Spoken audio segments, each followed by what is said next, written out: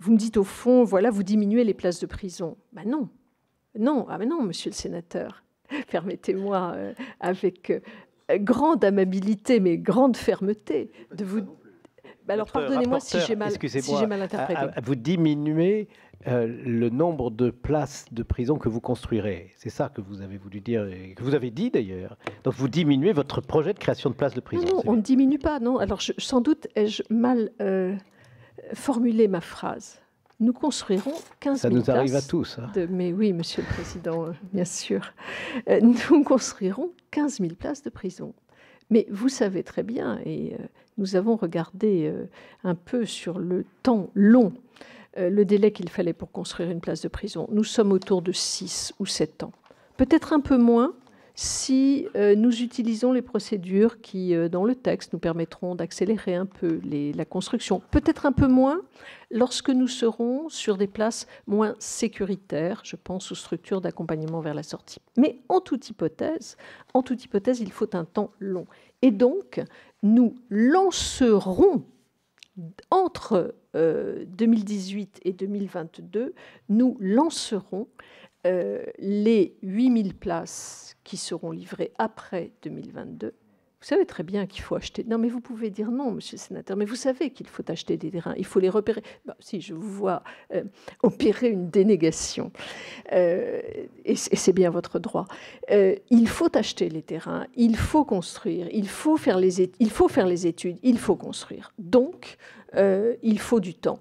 Nous pourrons réellement, d'ici, je me répète, pardonnez-moi, d'ici 2022, réellement en dur, proposer les 7000 premières places et lancer effectivement les 8000 autres. Et par ailleurs, il y aura donc des places de prison supplémentaires, puisque nous sommes aujourd'hui à 60 000 et que nous passerons à 65 000. Ce qui nous permettra d'assurer l'encellulement individuel dans notre projection. Enfin, vous évoquez la libération sous contrainte aux 2/3 de la peine. Je voudrais juste ici dire, et vous poser la question de savoir pourquoi est-ce que c'est le principe.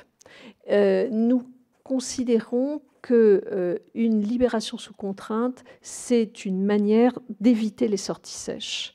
Donc d'accompagner le détenu dans sa sortie et donc d'éviter la récidive. Ce n'est pas ce n'est pas une idée dogmatique, c'est le constat qu'un détenu qui sort de manière sèche, il a toute chance de récidiver. Et donc c'est la raison pour laquelle nous posons cela comme principe et éventuellement donc une exception le cas échéant. Voilà ce que je voulais vous dire, monsieur le sénateur. Madame la garde des Sceaux, pardonnez ce que vous pourriez interpréter comme une mesquinerie assez médiocre, mais mais si, je me le reproche à moi-même parfois, mais il est écrit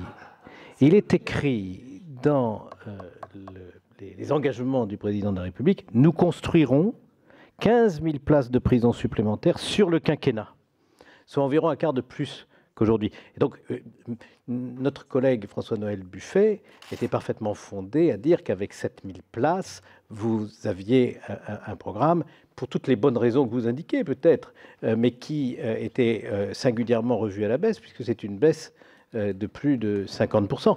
Mais j'entends bien les arguments que vous avancez. Et nous savons ici que c'est long de construire des places de prison. Il y a toutes ces étapes qu'il faut réaliser. Mais ce qui est certain, c'est que le programme présidentiel a été abandonné.